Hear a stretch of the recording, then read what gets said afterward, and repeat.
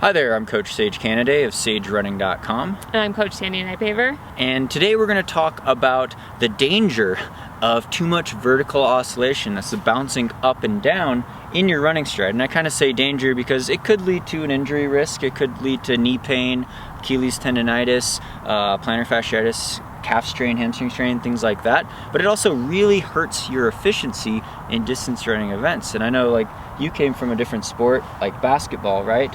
A lot of times when we see people coming from basketball or the high jump or soccer, some other sport, sprinting, and they get into distance running, they run with too much bounce in their stride, too much vertical oscillation. Yeah, and so basically what we want to do, we want to take some of that bounce and apply it to the going forward motion. Now, one thing you can do if you want to reduce vertical oscillation, if you have a pretty low stride rate, you could try increasing it. So if you're at, like, say, like 155, you could try increasing it to like 165 to 175. Again, this is going to take time, so you have to think about it, but it will help you apply your energy to actually going forward. And so one way to start applying this, so you don't have to think about it as much when you're running, is just do the fast feet drill. And so basically, good center of gravity, weight evenly spread out in your feet, and then from here,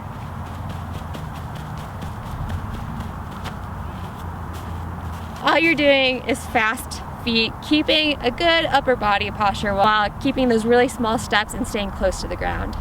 So like Coach Sandi just said, you count your stride rate, how many steps you take in a minute. If you're just bounding too much, with too much quad dominance, usually too much vertical oscillation up and down, you're probably not moving your feet fast enough, right? It's better to take short, quick steps in a long distance race. You're not sprinting, you're not doing the high jump, right? If you're going into the Fosbury flop trying to do a high jump, maybe you do want to have some vertical ups and some hops. But distance running, marathon running, it's better usually to take quicker, shorter strides and have those feet be lower to the ground. Also have your head not bob up and down as much. Too much vertical oscillation and bounce is not going to be as efficient in long distance running. So you can see in this video clip here, this is too much of a ballistic stride. I'm bouncing way too much. There's too much quad action, right?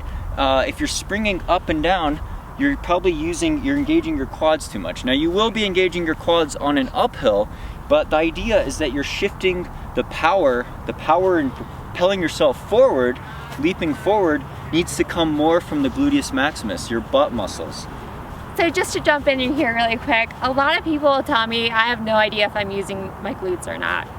So there's a really easy way to tell. If you're in this position where your leg is starting to come over your foot and you do not feel anything activating your butt, you're probably not using your glutes enough. So you should be able to tell right around here in your stride when you're running if you're using your glute muscles or not.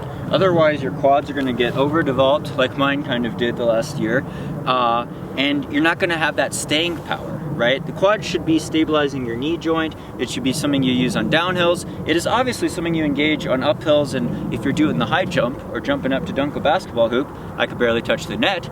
But you want to make sure that the power is coming from the backs of your legs. And if it's not coming from your glutes, your butt muscle enough, it might be straining on your hamstring or calves. So you have to be careful of that too. A lot of hamstring problems come from people not engaging their glutes enough either. Now at the same time, you don't want to be sitting in the saddle down low too much and just kind of slithering across the ground, right?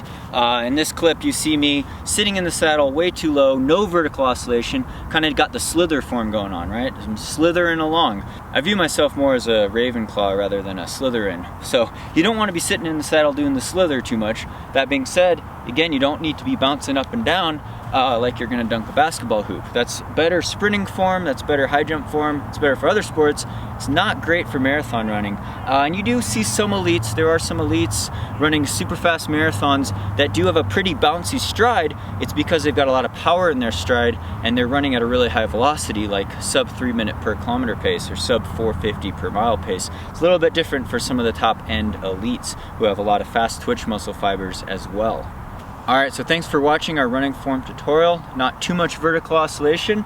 So we have tons of other running form tutorials and videos and tips and exercises and drills you could do to improve your efficiency, but also reduce your risk for injury. Sandy's personal channel is? You can find me at Running Wild, and I have tons of different strength exercises and other running form videos too, so check me out there. I'm over at VO2 Max Productions, and we'll put links to both of our personal channels in the description below, as well as up here.